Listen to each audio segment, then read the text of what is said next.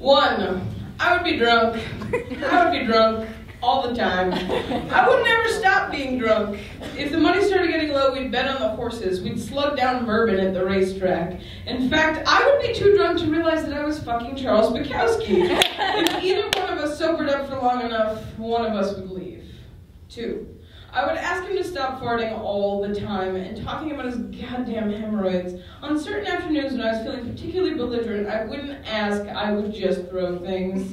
I'd smash vases on the wall behind his head and no one would ever clean them up. He'd scream, "You crazy cunt, what's wrong with you?"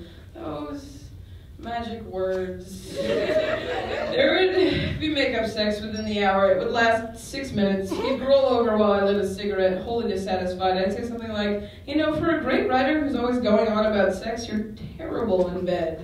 Instead of trying to make it up to me and make love to me the way a lecherous old man really should, he'd mutter, "Yeah, you're probably right."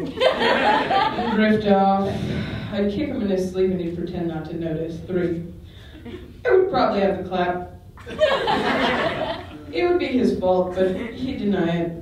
4, I would fuck around, let's face it, he'd probably catch me and then he'd throw vases that no one would ever clean up and he'd yell things like, "Christ, don't you know who I am? You're not living with Hemingway for Christ's sakes. Who's this guy, huh? He's just some fucking janitor." He'd kick me out of the house with a trash bag full of clothes, mostly socks. His socks. They'd be dirty. I'd sleep in the bus station for the night, or if it was warm enough, I'd find a park bench. I'd be rank with the smell of cheap vodka and an ashtray. I'd come home the next day, and when I walked through the door, he'd look up from the typewriter and say, "Where the hell have you been? You look terrible." He'd draw me a bath and hand me a glass of Merlot. For dinner, we'd have soft-boiled eggs. 5, I would get lonesome. People would hire him to read at universities, and he'd go make lewd comments at co-eds for an hour or 2 before going outside to puke in the bushes. On those afternoons, I would stalk about the house in a bathrobe, drinking champagne and listening to the radio.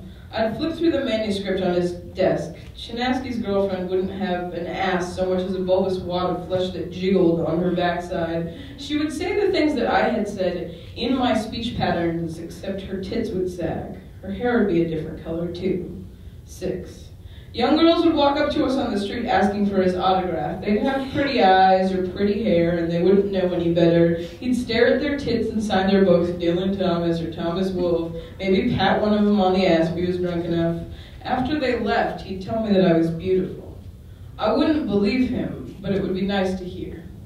Thank you.